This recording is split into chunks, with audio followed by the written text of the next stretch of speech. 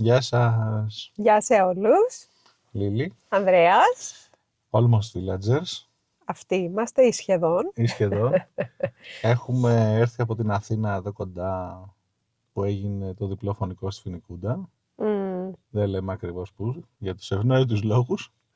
Και αυτό που κάνουμε γενικώς είναι να σας ενημερώνουμε για αυτή την υπόθεση, παρότι δεν είναι αυτός ο σκοπός του καναλιού ο κανονικός και θα βρείτε και πολύ άλλο υλικό στο κανάλι το οποίο δεν αφορά αυτό το θέμα. Άρα ελπίζουμε να μας συμπαθήσετε για το υπόλοιπο και ταυτόχρονα και εμείς, επειδή σοκαριστήκαμε από αυτό το διπλό φωνικό, το παρακολουθούμε και επειδή το παρακολουθούμε και είμαστε και εδώ στην περιοχή, έχουμε αυτή την τοπική τέλος πάντων εν είδη ενημέρωση. Προφανώς ό,τι πούμε και ό,τι καταλάβετε να ξέρετε ότι έχει σχέση πάντα το τεκμήριο της αθωότητας για ό,τι πούμε και ό,τι όνομα ακουστεί κτλ. Κανένας άνθρωπος δεν έχει καταδικαστεί και όλα αυτά Είναι ακόμα στην ανάκριση. πρέπει να είμαστε έτσι επιφυλακτικοί και φυσικά ό,τι διαρρέει και υπάρχει σαν πληροφορία μπορεί και να ανατραπεί, όπως και ανετράπει μέχρι στιγμής αρκετές φορές στις λεπτομέρειες τουλάχιστον.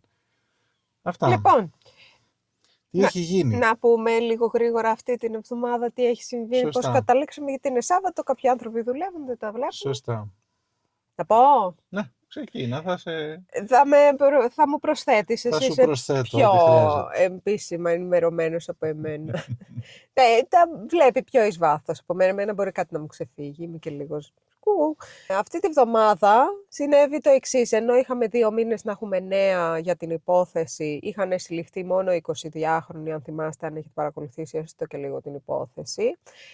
Και ξαφνικά βγήκαν επιπλέον 3 εντάλματα συλλήψεως. Τα 2 έχουν εκτελεστεί. Το πρώτο είναι προς τον ανιψιό του ενός από τους θανόντες του 68χρονου Κώστα.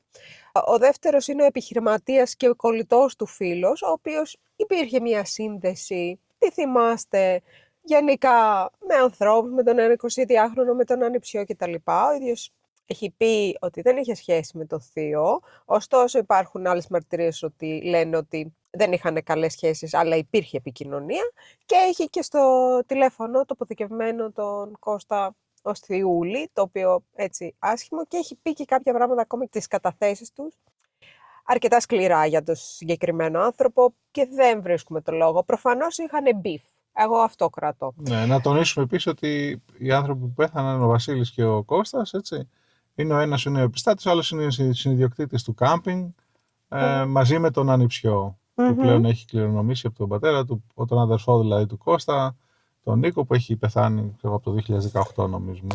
Λοιπόν, ο τρίτο ένταλμα σύλληψης είναι και το πιο περίεργο, γιατί δεν είχαμε ξανακούσει αυτό το άτομο, τουλάχιστον επισήμως από τις εκπομπές δεν είχε βγει τίποτα για αυτό το άτομο. Είναι φίλος και συνεργάτης του επιχειρηματία. Έχει μικρό μερίδιο νομίζω στις επιχειρήσεις τους, αλλά έχουν κοινές επιχειρήσεις. Σε 2 παλαιότερες είχε μεγαλύτερα, αλλά έχουν κλείσει, 50-50 κάπως. Ναι. Στις πιο πρόσφατες έχει μικρό ποσοστό στις επιχειρήσεις. Το περίεργο είναι ότι προέρχεται από μια εύπορη οικογένεια του κέντρου της Αθήνας. Ο πατέρας του είχε καταστήματα εστίασης, πολλά, δεν ξέρουμε, δεν θυμάμαι κιόλας. Δεν έχει σημασία, με αρκετά χρήματα. Έχει κληρονομήσει αρκετά λεφτά ο συγκεκριμένος από τον πατέρα του. Ναι. Νομίζω φτάνει γι' αυτό. Αυτή τη στιγμή δεν έχει συλληφθεί, διότι δεν βρίσκεται στην Ελλάδα. Υπάρχουν πληροφορίες ότι είναι στη Γερμανία. Λογικά θα έχει μεταβεί το ένταλμα σύλληψης εκεί, αν τον βρούνε, αν είναι ακόμα εκεί. Κανονικά πηγαίνει και παραδίδεται, αν θεωρεί ότι είναι αθώος, προφανώς, έτσι. Αν εξαφανιστεί, έχει πάντως κλειστό το κινητό τηλέφωνο, έχουν προσπαθήσει την οικογένειά του να το επικοινωνήσουν κτλ. Αυτό έχει διαρρεύσει τουλάχιστον. Ναι. Δεν τα γνωρίζουμε κατά πόσο είναι ακριβή. Αυτά μπορεί να έχει γίνει και κάτι μέχρι στιγμής και να μην το ξέρουμε επίσης, έτσι. Ναι, Ένα σημαντικό που πρέπει να τονίσουμε είναι ότι ξαφνικά, θα πω εγώ ξαφνικά, ή μάλλον βάλτε και αυτό στο μυαλό σας, ότι από το 24 και μετά ο επιχειρηματίας και αυτός ο τρίτος καταζητούμενος πλέον έχουν και εταιρεία που έχει αλλάξει αντικείμενο σε κάτι με real estate και επιπλέον διέρευσε χθες μια κατασκευαστική. Όλα αυτά φτιάχτηκαν το 24. Το 24 περίπου τοποθετείται και η αρχή, τουλάχιστον για κάποιους, των προβλημάτων και της πίεσης γενικώς προς τον Κώστα να πουλήσει. και διάφορα άλλα τέτοια πράγματα. Μπορεί δηλαδή να υπάρξουν τρελές αποκαλύψεις σε σχέση με όλο αυτό το σκηνικό και το υπόβαθρο. Προς το παρόν οι δύο συλληφθέντες έχουν πάρει προθεσμία για να απολογηθούν τη Δευτέρα στις 10 η ώρα το πρωί, αν δεν πάρουν και άλλη παράταση, θα δούμε. Έχουν λάβει υποτίθεται πλέον την δικογραφία οι δικηγόροι τους και φυσικά θα προετοιμάσουν την απολογία τους. Θα δούμε και πού θα καταλήξει αυτό. Τη Δευτέρα μάλλον θα μάθουμε κάποια νεότερα από εκεί. Συν ότι άλλο έχει βρεθεί μέσα στο Σαββατοκύριακο. Κάτι που μας συγκλώνησε είναι ότι βγήκε το σκεπτικό της ανακρίτριας, η οποία μεταβάλλει το κατηγορητήριο του 22χρονου συνοδηγού αυτουνού με την κιθάρα. Κιθάρα τον λέμε εδώ στο κανάλι για ευνόητους λόγους. Έτσι τον λέγαμε και η κολυμβητή κτλ. Αλλά θα τον λέμε κιθάρα για να μην μπερδευόμαστε, γιατί είναι δύο 22χρονοι. Οπότε ο Ελληνοβρετανός, ο οποίος ήταν ο οδηγός, ήταν αρχικά, είχε αναγνωριστεί από τον ανιψιό ως εκτελεστής και του είχε αποδοθεί κατηγορία του εκτελεστή, του φυσικού αυτούργου. Ωστόσο αυτό αλλάζει πλέον και μετατρέπεται φυσικός αυτούργος ο 22χρονος συνοδηγός με την κιθάρα, αυτός δηλαδή που παραδόθηκε, και συνεργός ονομάζεται πλέον ο οδηγός του μηχανακίου, ο Ελληνοβρετανός. Άρα του κατεβαίνει αυτού η κατηγορία. Ένα άλλο που μας συγκλώνησε, και αυτό θα πω, δεν χρειάζεται να πούμε όλα τα πράγματα που είπε το σκεπτικό, είναι ότι φαίνεται, έτσι αναφέρει η ανακρίτρια, ότι ο ανιψιός ο ίδιος οδήγησε, πήγε από τη Φοινικούντα τον 22χρονο κιθάρα στην Καλαμάτα στα κτέλ, γιατί εκεί ήταν ένα πολύ μεγάλο κενό της υπόθεσης. Δεν γνωρίζαμε πώς έφτασε. Ο ίδιος έλεγε ότι κολύμπησε και περπάτησε από τη θάλασσα. Εντάξει, ήταν το αστείο της συγκεκριμένης υπόθεσης. Αυτό δεν το πίστεψε ποτέ κανένας και φυσικά ήταν και ευαίσθητο σημείο της κατάθεσης. Σωστά, ήταν μεγάλη τρύπα. Οπότε φαίνεται να οδήγησε με δικό του αυτοκίνητο. Αναγράφηκε συγκεκριμένες πινακίδες, άρα αυτό λογικά πρέπει να υπάρχει μια μεγάλη απόδειξη για να λέγεται ότι έγινε κατά αυτόν τον τρόπο. Δηλαδή, δεν θεωρούμε ότι είναι απλά μαρτυρία. Οι θεωρίες που δίνουν και παίρνουν είναι ότι πιθανόν υπάρχουν επισυνδέσεις μέσω των ψηφιακών ιχνών των κινητών, κοινωνίες κτλ. Ότι έχουν αποδοθεί τα πακιστανικά κινητά σε συγκεκριμένα άτομα που τα κρατούσαν και έχουν υπάρξει επικοινωνίες τριμερείς και τετραμερείς μεταξύ επιχειρηματία, ανιψιού, επιχειρηματία που θα πει κανείς ότι ήταν η κολλητή, εντάξει τα λένε, βέβαια γιατί είμαι πακιστανικά, επιχειρηματία του τρίτου καταζητούμενου με την σύντροφο του ανιψιού.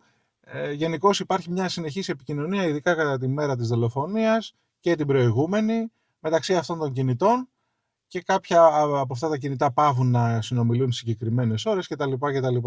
Τώρα αυτό για να το έχουν συνδέσει ή έχουν βρει πραγματικά ψηφιακά ίχνη μέσα από τα κινητά τους, τα οποία παραδόθηκαν βέβαια ένα μήνα μετά, οπότε και βάλε μετά, οπότε είναι σχετικά δύσκολο ίσως, αλλά ταυτόχρονα, όπως σας είχα πει, λόγω cyber security και τα λοιπά, υπάρχουν ίχνη που αν κάποιος δεν ξέρει πάρα πολύ καλά βρίσκονται. Μία περίπτωση είναι αυτή. Η δεύτερη είναι κάποιος να μίλησε. Πολύ πιθανό αυτό. Για τα δεν φτάνει όμως μόνο αυτό. Πιστεύω ότι υπάρχουν και άλλα πράγματα τα οποία...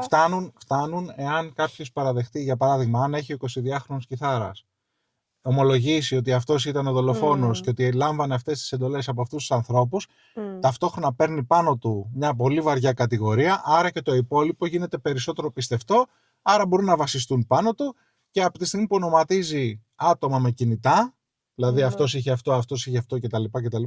Εκεί γίνονται αμέσως και οι υπόλοιπες σύνδεσεις και βγαίνουν αυτές οι κατηγορίες.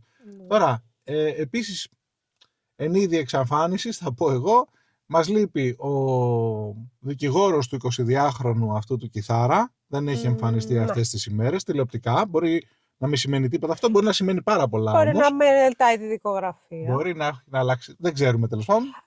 Άρα επιπτόντως, βγήκε η μητέρα, τώρα αυτά αρχίζουμε στα πιο μαγκαζίνο εκπομπές, βγήκε η μητέρα του κιθάρα και είπε ότι εγώ δεν έχω προσλάβει τον κύριο Λικούδη να εκπροσωπήσει το γιο μου. Δεν ξέρω που τον βρήκε, δεν ξέρω ποιος τον πληρώνει. Γι' αυτό λέει ο Ανδρέας αυτό που λέει. Ναι, κάποια επαφή ίσως από κάποια γνωριμία δικιά του με κάποιο γιο του κύριου Λικούδη. Τέλος πάντων, δεν έχει σημασία. Ενδέχεται δηλαδή να είναι από την άλλη πλευρά. Από τη στιγμή που όμως δεν τον πλήρωνε εκείνη και εκείνος δήλωνε άπορος, δεν ξέρουμε πώς πληρώθηκε ο κύριος Λικούδης και από ποια μεριά. Και γι' αυτό ίσως να υπάρχει και μια εξαφάνιση, αν έχει γίνει κάποια ομολογία και τους έχει αλλάξει. Εγώ τα συνδέω λίγο πιο περισσότερο αυτά. Μπορεί να μην ισχύει τίποτα από όλα αυτά, είναι μια θεωρία, έτσι. Και επίσης δεν έχει εμφανιστεί, καλός, κακός, περίεργο ή όχι, η σύντροφος του ανεψιού. Τουλάχιστον τηλεοπτικά, ξαναλέω. Η σύντροφος του ανεψιού, καταρχάς ποτέ δεν είχε εμφανιστεί τηλεοπτικά. Ωστόσο, είναι και μια κοπέλα 22 χρονών. Μπορεί να έχουν παρέμβει οι γονείς της και να την έχουν απομακρύνει. Δεν ξέρεις. Θέλω να πω, κάποια στιγμή πηγαίνανε μαζί και καταθέταν. Επίσης, τώρα είναι τελείως έξω από το κάδρο. Δεν έχει κάποια κατηγορία. Βέβαια, να ξέρετε ότι ανάλογα με το αν είναι κακούργημα ή πλημέλημα ή κάτι άλλο, τέλος πάντων, το όποιο αδίκημα τέτοιο, υπάρχει η διαδικασία αυτή που τηρήθηκε με το ένταλμα σύλληψης ή απλώς μια κλήση κτλ. Προς απολογία κτλ. Υπάρχουν δηλαδή διαβαθμίσεις σε αυτό. Μας κάνει εντύπωση απλά επειδή αναφέρεται στο κατηγορητήριο το όνομά της.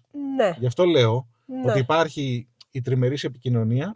Τουλάχιστον υπάρχει κάποια σχέση με αυτή την ιστορία. Κάτι σημαντικό στο κατηγορητήριο είναι, λέει, ότι ο 22χρονος ήταν καθοδηγούμενος και πιεζόμενος πολλά. Και τώρα μέσα αυτές τις μέρες και πιο πριν, αλλά και τώρα ακόμη πιο έντονα, έχουν βγει και έχουν πει τώρα η Αμαλία ότι την απειλούν, συνεχίζουν να την απειλούν και τη δικηγόρο της. Δεν ξέρουμε ποιος. Αυτοί υποπτεύονται, εμείς δεν γνωρίζουμε ακόμα.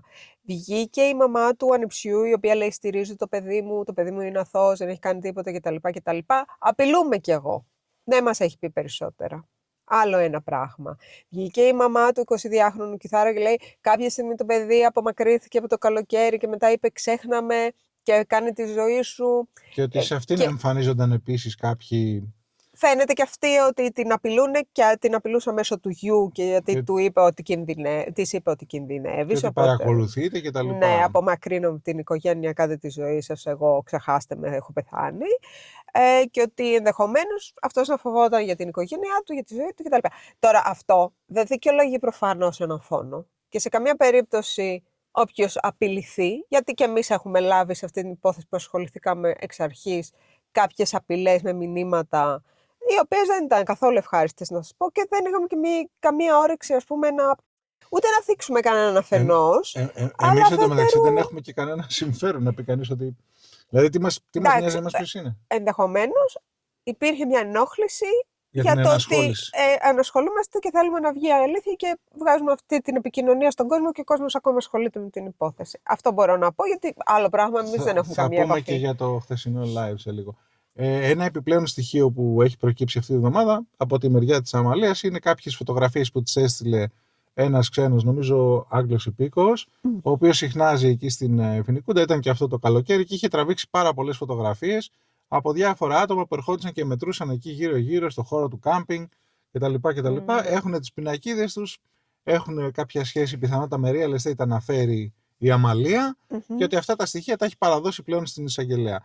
Τώρα, κατά πόσον αυτά σχετίζονται, όχι, πόσο εμπλέκεται κτλ., μπορεί να πάει πάρα πολύ μακριά αυτή η βαλίτσα. Έχουν αφαιθεί, σας θυμίζω ότι υπάρχει και μια ιστορία με ένα πέτρινο σπίτι για κάτι που δεν ερωτήθηκε, για παράδειγμα η μητέρα του 22χρονου κιθάρα. Το έχουν αισιοποιήσει λίγο. Αυτό μπορεί να τους έχει, να υπάρχει και κατεύθυνση από την ανακρίτρια, διότι να ενευρού. Και αυτό έχει αισιοποιηθεί και το θέμα εκείνου του 22χρονου που αυτοκτόνησε στη Μεθόνη, εκεί γύρω στα διάφορα συμβάντα, και ο οποίος είναι κολλητός φίλος, νομίζω ίσως και συμμαθητής της συντρόφου του ανιψιού. Μπορεί να είναι τυχαία. Μπορεί να είναι τελείως άσχετο, παιδιά, το συγκεκριμένο. Οι γονείς είπαν. Απλά υπάρχουν κάποιες επισυνδέσεις με διάφορους γονείς και τα λοιπά και σχέσεις με τον επιχειρηματία. Πάλι και σε αυτή την ιστορία. Έχει δουλέψει δηλαδή έχει πει η μητέρα του, νομίζω, ότι έχει δουλέψει στον επιχειρηματία.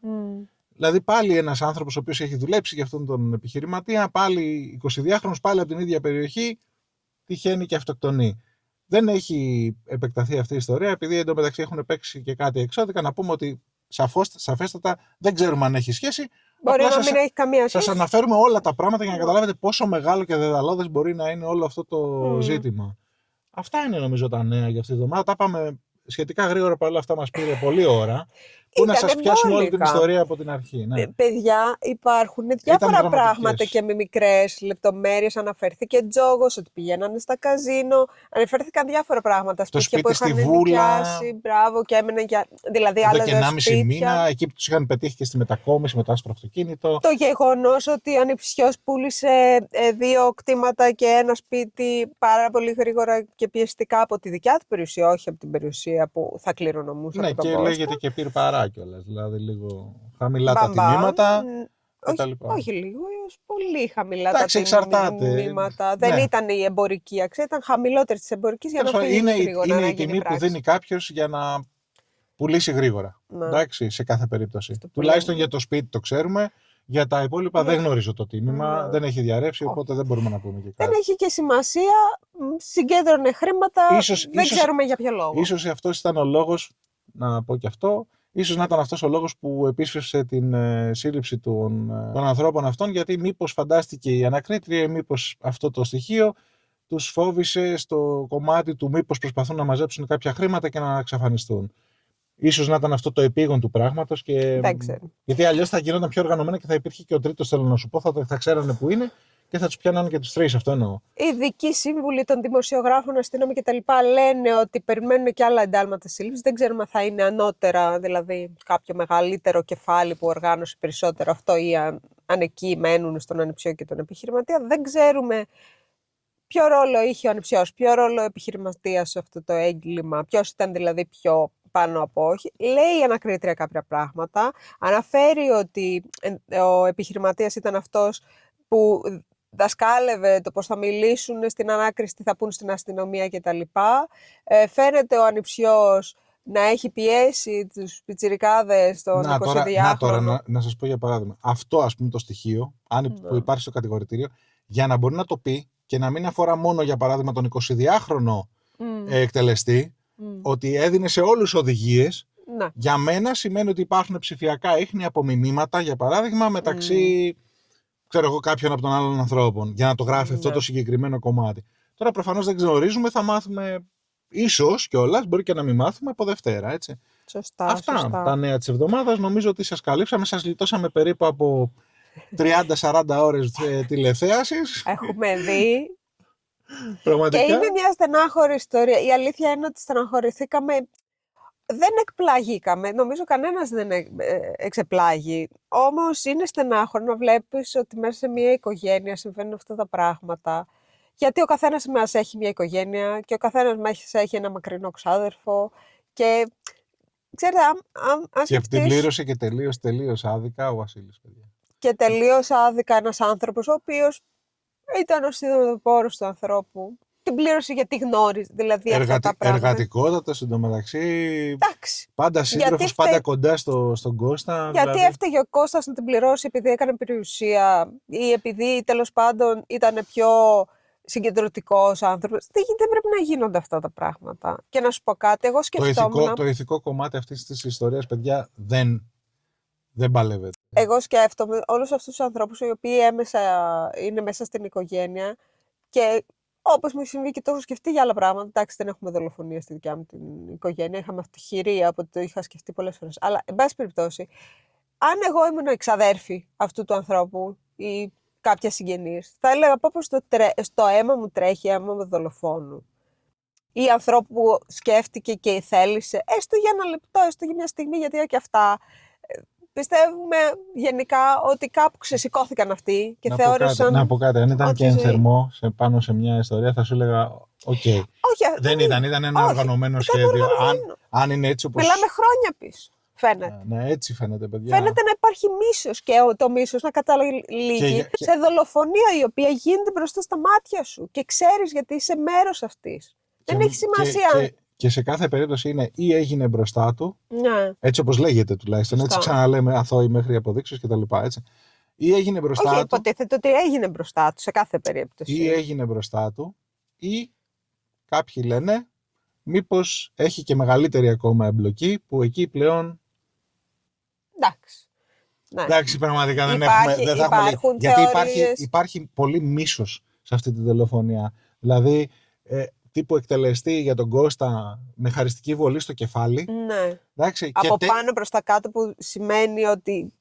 Χαριστική βολή, δεν έχει σημασία. Χαριστική Όχι, βολή. έχει σημασία εκεί η χαριστική, ότι έρχεται, ότι σε κατεβάζω. Τώρα Καλά, και στην αρχή τελειώνω. που ήταν στο μέτωπο πάλι το ίδιο ήταν. Για μένα χαριστική βολή Ναι. ήταν και το ένα και το άλλο. Σε κάθε και περίπτωση... πισόπλατη στον άνθρωπο, στο Βασίλη. Και ουσιαστικά 4 μάλλον, έτσι όπως φαίνεται από το κατηγορητήριο πλέον, 4 σφαίρες που πηγαίνανε για το Βασίλη, 3 τον βρήκανε. Δηλαδή είχε βγει και μία εγκληματολόγος η οποία είχε πει ότι πάνω από 2 σφαίρες δείχνει μίσος. Ναι. Και πραγματικά έτσι φαίνεται, παιδιά. Υπήρχε μίσος και προς τον Κώστα και προς τον Βασίλη, θα πω. Ναι, γιατί την ώρα που τραβάς τη σκανδάλη και γίνεται αυτό πυροβολής, πρέπει κάτι να κάνει κλικ μέσα σου. Να λες, το έκανα. Και άντε, βλέπεις τον πρώτο. Εγώ λέω, βλέπεις τον πρώτο. Ναι. Δεν πας και στο δεύτερο. Αυτό ήταν για να σωθεί το Μάρι, το δεύτερο. Γι' αυτό ήταν και πισόπλατο. Δεν ήταν σε βλέπω, γιατί θα έβλεπε μέσα στα μάτια του ότι είδε τι είχε κάνει. Κατάλαβες. Δεν ξέρω. Είναι πολύ δύσκολο συναισθηματικά. Και κάποια στοιχεία έτσι ψυχολογικά είναι ότι πήγε ο ανιψιός αμέσως και έδιωχνε τον κόσμο να μην δει και έκλεινε και παράθυρα κτλ. Το οποίο το συσχετίζουν και με την υπόθεση, για παράδειγμα, της Σαλαμίνας, που υπήρχε αυτό το τύλιγμα με τα χαλιά κτλ. Είναι σαν να μην θες να δεις αυτό που έχει γίνει. Το είχαμε αναφέρει. Είναι να το κρύψεις, να μην το βλέπει ο κόσμος, για να μην σε καταλάβουν και σε συνδέσουν. Ναι. Το άλλο κομμάτι είναι ότι δεν πήρε την αστυνομία και το ασθενοφόρο, το οποίο σημαίνει ότι βεβαιώθηκε ότι πέθαναν, δηλαδή τελείωσε αυτό ο σκοπός επετέφθη. Ακόμα και στην κατάθεση την αρχική λέει σκότωσαν τον Κώστα και τον Βασίλη, δηλαδή. Ναι. Πώς το ξέρεις? Εντάξει, το ξέρεις. Γιατί το έκανε. Συμμετείχες, το είχες οργανώσει και είχες κανονίσει πώς θα γίνει. Θέλω να σου πω, μόνος του δόθηκε ουσιαστικά. Και 1 στο εκατομμύριο να είχαν επιζήσει, φρόντισαν να μην πάρουν νωρίς την αστυνομία και το ασθενοφόρο. Ναι, και έπαιξε το θέατρο του παραλόγου για όσο περισσότερο τραβούσε.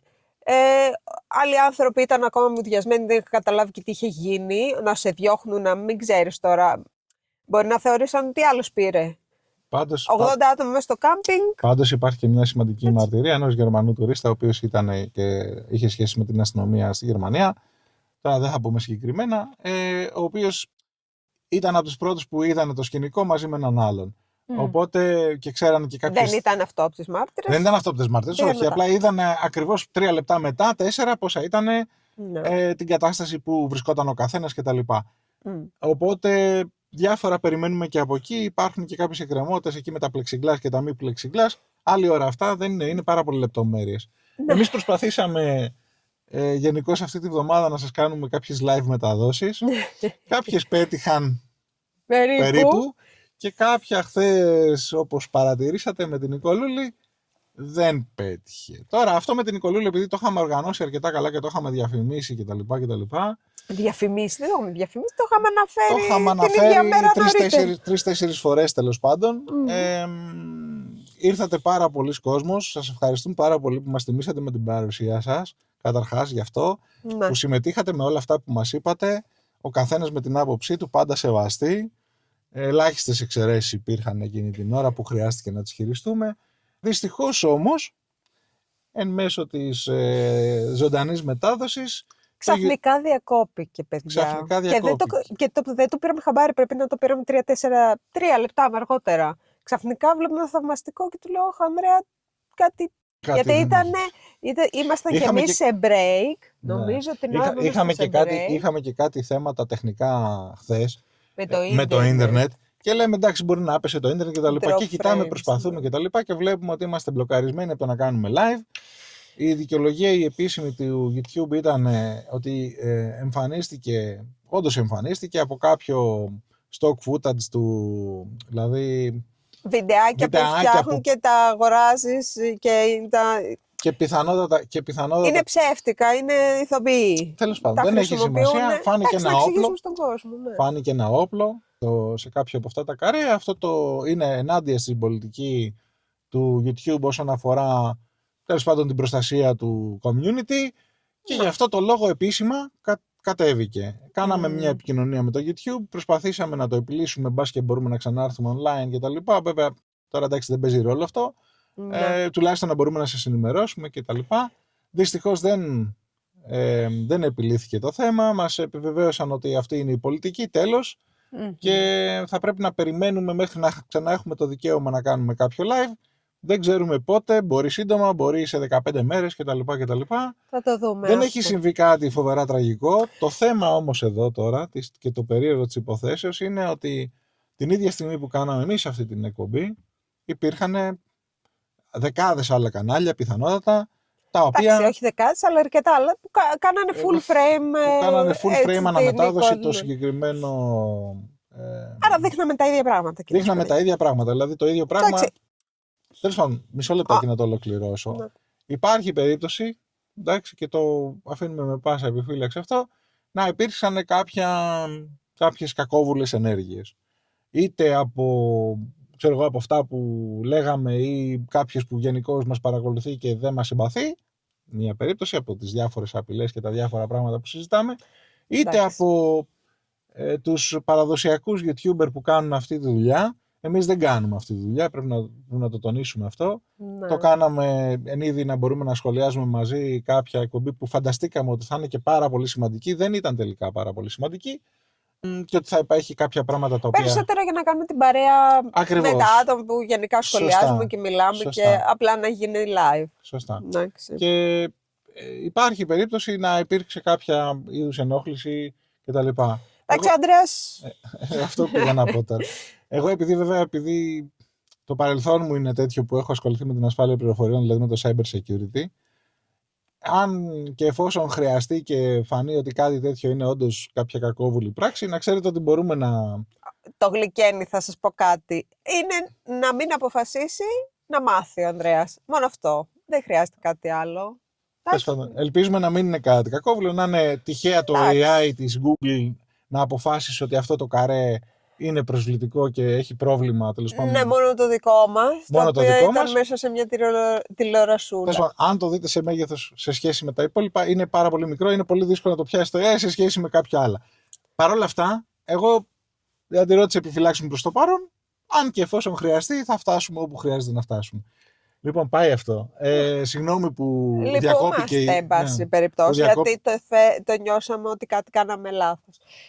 Ναι. Το ζήτημα με το live streaming και το commenting πάνω σε βίντεο είναι γκρίζο. Εντάξει. Έχεις το δικαίωμα να πάρεις κομμάτι μιας εκπομπής να τη συζητήσεις, αλλά το να συζητήσεις όλη την εκπομπή είναι λίγο γκρίζο. Έτσι, με ό,τι αυτό σημαίνει, γιατί και ένα κανάλι, και δεν λέμε, να σας πω κάτι, εγώ θέλω να είμαι δικαίη. Το να βλέπετε την τηλεόραση, βοηθάει την τηλεόραση και να συνεχίσουν να υπάρχουν αυτές οι εκπομπές. Εμείς δεν κάνουμε ό,τι κάνουν αυτές οι εκπομπές. Δεν είμαστε δημοσιογράφοι. Δεν θα πάμε στη Φοινικούντα να βγάλουμε μικρόφωνο να ρωτήσουμε κόσμο. Δεν θα πάμε στην εισαγγελία. Δεν πληρώνουμε εργαζομένους οι οποίοι έτσι θα πρέπει να τρέξουν, να χάσουν χρόνο και χρήμα και τα λοιπά για να τρέξουν να κάνουν αυτό το ρεπορτάζ. Πέρα λοιπόν από το πρόσωπο του πρωταγωνιστή, την Νίκο Λουλή, τη Ζήνα, τον Κουσουλό, τον Ευαγγελάτο, που μπορεί να συμπαθείτε περισσότερο ή λιγότερο κατά καιρούς. Υπάρχει μια ομάδα από πίσω ανθρώπων, οι οποίοι παίρνουν μισθό, ταΐζουν οικογένειες και είναι και πολύ σημαντικά και κάνουν και καλή δουλειά τις περισσότερες φορές. Ειδικά για αυτά τα θέματα. Ας μην μπούμε για άλλα θέματα πιο πολιτικά, ας πούμε. Ναι. Αλλά σε αυτές τις περιπτώσεις υπάρχουν νέοι άνθρωποι και μεγαλύτεροι άνθρωποι που έχουν μια ολόκληρη καριέρα. Θα ήταν κρίμα να αντικατασταθούν από το YouTube ή να τους παίρνουμε εμείς το content έτσι όπως είναι και να το μεταδίδουμε. Καταλαβαίνω ότι υπάρχουν χώρες και περιοχές που δεν μπορούν να δουν live την τηλεόραση. Είναι λίγο περίεργα τα πράγματα, γιατί και η τηλεόραση πρέπει να πάρει δικαιώματα να κάνει broadcast. Είναι πολύ πιο σύνθετο από αυτό. Και καταλαβαίνω και πόσο βολικό είναι μερικοί άνθρωποι που κάνουν το live stream για άλλους ανθρώπους και μπορούν να το δουν μέσα από το YouTube. Ωστόσο, δεν είμαστε της άποψης μην βλέπετε τηλεόραση, λέτε να βλέπετε YouTube. Εμάς, άμα θέλετε να μας βλέπετε στο κανάλι, θα μας βλέπετε γιατί συμπαθείτε εμάς και τα λέμε ωραία.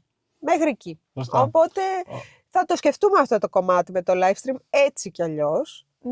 Μάλλον δεν θα πρέπει να γίνει κατά αυτόν τον τρόπο. Προτιμούμε ίσως μια άλλη μέρα να κάνουμε μια κουβέντα μαζί σας για ό,τι έχει γίνει τη βδομάδα ή κάτι τέτοιο. Ή ακόμα και αν είναι πάνω σε κάποιο συγκεκριμένο θέμα συγκεκριμένης εκπομπής, εμείς θα παρακολουθούμε μαζί σας ουσιαστικά την εκπομπή χωρίς να τη βλέπετε από εμάς. Αυτό συζητούσαμε. Μήπως Ναι. Υπάρχουν διάφορες λύσεις. Μπορούμε μάλιστα να κάνουμε και ένα poll σχετικά, να μας πει και ο κόσμος τι θα προτιμούσε. Υπάρχει η πιθανότητα του να χρησιμοποιούμε για παράδειγμα μόνο τον ήχο και να ακούμε μαζί σας και να σχολιάζουμε στο chat. Που εμείς το παρεΐστικο θέλουμε και ουσιαστικά... Απλά εκεί είναι το πρόβλημα ότι άμα βλέπουμε από Καναδά, από Αυστραλία δεν μπορούν να συμμετέχουν οι άνθρωποι. Αυτό είναι το. Εντάξει, όχι, γι' αυτό λέω μήπως να χρησιμοποιήσουμε μόνο τον ήχο για παράδειγμα στην αναμετάδοση και όχι την εικόνα, που βέβαια θα χάνετε κάποιο κομμάτι από αυτό, οπότε είναι θέμα. Μισό λεπτάκι να ολοκληρώσω. Δεύτερη περίπτωση είναι να είμαστε μόνο εμείς, να ακούμε ταυτόχρονα με εσάς από δικά μας μέσα και εσείς από δικά σας μέσα και όλοι μαζί να συζητάμε, που πάλι υπάρχει το παραΐστικο. Και η τρίτη λύση είναι αυτό που συζητούσε τώρα μόλις η Λίλη, που τελείως άσχετη ώρα, μπορούμε να συζητήσουμε και αυτό ένα Σάββατο, μια Κυριακή, κάτι τέτοιο, μια μέρα που δεν υπάρχει καμία από αυτές τις εκπομπές ούτως ή άλλως. Να πιάνουμε για παράδειγμα να κάνουμε μια συζήτηση σχετικά με όλη την εβδομάδα, τα γεγονότα αυτής. Και κάποια κλιπάκια αν έχουμε μπορεί και να δείξουμε, που θεωρούμε σημαντικά. Αυτό που είναι ουσιαστικά μέσα στα πλαίσια του fair usage και πλήρως κατανοητό. Εμείς αναφέρουμε πάντα τις πηγές εντωμεταξύ. Δεν θα σας πούμε ποτέ είναι δικά μας πλάνα ή κάτι τέτοιο. Δεν υπάρχει τέτοια περίπτωση. Δεν έχουμε δικά μας πλάνα. Και κανένας δεν θα το πει αυτό. Σωστά. Εμείς θα αναφέρουμε και τις πηγές και σε αυτή την περίπτωση ούτως ή άλλως είμαστε και νομικά καλυμμένοι και οτιδήποτε άλλο. Δεν ξέρω τι σας αρέσει περισσότερο. Πείτε μας και εσείς τη γνώμη σας. Καταλαβαίνουμε το βολικό του πράγματος, αλλά θεωρούμε ότι πρέπει να είμαστε και να σεβαστούμε και κάποια άλλα πράγματα λίγο. Εγώ πρώτα απ' όλα δεν θέλω από τα παιδιά αυτά που. Και μπορεί να έγινε και κάτι έτσι, ήδη με αυτούς. Δεν θέλω από τα παιδιά αυτά που βγάζουν το views τους. Για παράδειγμα, εμείς δεν είμαστε επαγγελματίες YouTubers, ούτε περιμένουμε από το YouTube να ζήσουμε. Δεν υπάρχει καμία τέτοια περίπτωση. Είμαστε πάρα πολύ μικρό. Κοίταξε να δεις. Σήμερα είμαστε πολύ μικρό. Αύριο μεθαύριο μπορεί να ζούμε κι εμείς από το YouTube, αλλά εντάξει. Μακάρι να φτάσει σε αυτό το σημείο και να μπορούμε. Αλλά τέλος πάντων σε αυτή τη φάση δεν είμαστε αυτό. Μπορεί τα παιδιά αυτά να προσπαθήσουν να προστατεύσουν και το βιός τους, ποτέ δεν ξέρετε. Η παρέα τους. Πάρουμε το κοινό, ας πούμε. Το κοινό κτλ. Που εντάξει τώρα αστεία πράγματα, γιατί μιλάμε τώρα, εσείς η παρέα μας είναι μικρή ακόμα. Δεν νομίζω ότι ήθιστε κάτι τέτοιο. Δεν έχει σημασία. Σε κάθε περίπτωση δεν θέλουμε να κάνουμε και το ίδιο. Όχι, μα δεν έχει κανένα νόημα. Και εγώ αυτό το κάνουν ήδη. Νιώθω και λίγο άβολα το ότι. Εντάξει, το chat το κάνουμε ούτως ή άλλως. Έτσι.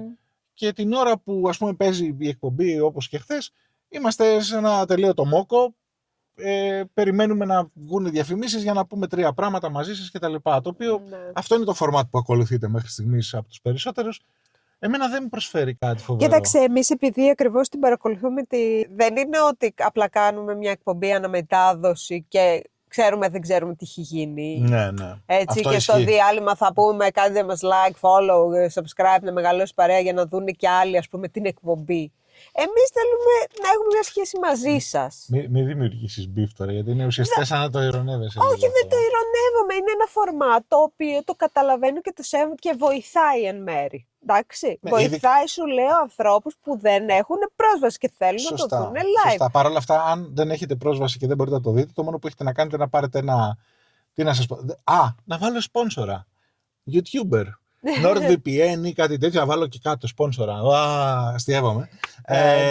Να πάρετε κάποιο VPN, να συνδεθείτε ότι και καλά είσαστε από Ελλάδα και μπορείτε να δείτε όλα τα κανάλια τα ελληνικά στα δικά τους, στις δικές τους σελίδες. Την τηλεόραση πάντως αφήστε την να παίζει, γιατί άμα ρημάξει τηλεόραση αυτά θα χαθούν και μετά. Η τηλεόραση κανονική, επειδή είναι ένα μέσο που δεν μετριέται, εκτός αν έχουν μηχανάκι της AGB ή δεν ξέρω ποια εταιρεία είναι πλέον που το κάνει αυτό.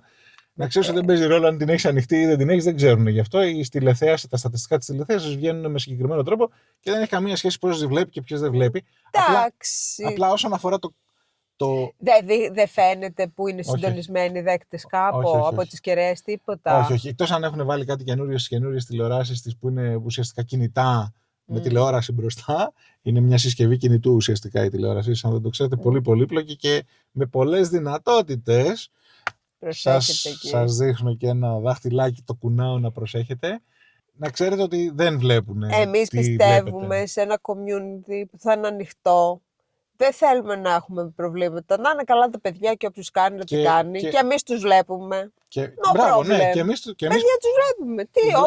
Έχει χρειαστεί να είμαστε στο δρόμο και να παρακολουθήσουμε για παράδειγμα Κουσουλό και μπαίνουμε σε έναν από τους ανθρώπους που αναμεταδίδουν Κουσουλό και το βλέπουμε. Ναι. Δεν μπορούμε να το κάνουμε διαφορετικά. Έτσι. Θέλω να πω ότι εντάξει, μια χαρά. Μια χαρά. Όχι, Κάντε δεν ό,τι είναι. Ευχάριστο καταλαβαίνετε. κτλ. Εμείς πρέπει να σκεφτούμε, γιατί τώρα είμαστε στην αρχή μας και πρέπει να αποφασίσουμε και θέλουμε και να αποφασίσουμε μαζί μας. Δεν θέλουμε και να αποφασίσουμε μόνοι μας και να κάνουμε Ναι, εμείς ό,τι μας κατέβει. πρέπει να μας πείτε τι θέλετε βασικά, Ναι. ό,τι προτιμάτε, όχι όλα μαζί. Γιατί γενικώς αυτή τη βδομάδα, για παράδειγμα, που υπήρχαν πολλές εξελίξεις, μας ζητούσατε συνέχεια να είμαστε μαζί σας. Το προσπαθήσαμε, παιδιά, κουραστήκαμε πάρα πολύ. Ήταν λίγο δύσκολο. Σήμερα έχουμε κλατάρει και γυρνάμε αυτό το βίντεο για να Γιατί καταλάβετε. έχουμε και τη δουλειά. 2 η ώρα. Έχουμε τη δουλειά. Πρέπει η κυρία μαγειρέψει. Δεν έχουμε delivery εδώ, στο χωριό. Πρέπει να έχουμε τη γάτα. Η γάτα έχει πρόβλημα, πρέπει να την πάμε στο γιατρό. Έχουμε πελάτες. Εντάξει. Ναι, κάπως μετατράπηκε αυτή τη βδομάδα σε full-time job, σε πλήρη εργασία. Το οποίο δεν χαλάλι όμως, γιατί όχι, τελείως χαλάλι και το κάναμε και με χαρά. Παιδί μου, εμείς είχαμε το νου μας αυτό και στα τι έγινε και είχαμε την αγωνία. Σωστά. Απλά δεν γίνεται να συνεχιστεί με τον ίδιο ρυθμό. Αυτό προσπαθώ να πω, να είμαι τελείως ειλικρινής. Για τα παιδιά δεν θα έχει καμία υπερτεράστια διαφορά. Όχι, για εσάς δεν φαίνεται το δικό μας το δικό μας το πέδεμα, δεν φαίνεται. Πέρα από την κούραση που βλέπατε σε κάποια από τα live και πώς κλείναν τα μάτια μας, δεν φαίνεται. Αλλά τέλος πάντων, ευχαριστούμε πάρα πολύ για την παρέα καταρχάς, να το ξαναπούμε. Θέλουμε τα δικά σας σχόλια, τις δικές σας προτιμήσεις. Θα κάνουμε ό,τι καλύτερο μπορούμε. Δυστυχώς για μας δεν είναι η πλήρης εργασία μας, δεν είναι ο τρόπος με τον οποίο βγάζουμε χρήματα. Οπότε δεν μπορούμε κιόλας. Και δεν μπορούμε να κάνουμε και πάντα πάρα πολλά πράγματα. Θα θέλαμε να μπορούμε να κάνουμε περισσότερα. Είναι λίγο δύσκολο. Ίσως εν καιρό, μία στο τόσο να κάνουμε και κάτι πιο φαντεζή. Πώς να πω, δεν ξέρω πώς να το πω. Μας έχετε δώσει ήδη 2-3 ιδέες πολύ ωραίες. Ναι. Μπορείτε να συνεχίσετε να το κάνετε, φυσικά. Εμείς τις ακούμε πάντα και ό,τι μπορούμε καλύτερο θα το κάνουμε. Αυτά. Ευχαριστούμε και πάλι πάρα πολύ. Πρέπει να κάνουμε άλλο ένα βίντεο. Να δείξουμε, να είναι μεμονωμένο όμως. Να δείξουμε τη γάτα, γιατί χρειαζόμαστε όνομα. Τι θα μείνει, αβάπτιστο, μπέμπα θα τη λέμε. Τι είμαστε. Μας έχουν πει κάποια. Μας έχουν πει, αλλά θέλω να μας πούνε μόνο ονόματα. Δεν θα τα επαναλάβουμε. Όχι, και μετά θα μαζέψουμε και θα κάνουμε ένα ωραίο poll μετά 3, 4, 5 για να πάτε να ψηφίσετε για να την ονοματίσετε. Άντε να γίνετε Νονί. Νονί, όλοι εσείς. Έτσι, Χριστουγεννιά. Οι πιστοί villagers, θα σας πω. Ευχαριστούμε πάρα πολύ. Ευχαριστούμε για την εμπιστοσύνη, για την αγάπη σας και μέχρι το επόμενο. Έχει και κάτι βιντεάκια η Λίλη, δείτε. Έχω και κάτι, ρε παιδιά, δείτε λίγο γιατί. Γεια σας. Θα τα πούμε αύριο, φιλιά. Φιλιά πολλά.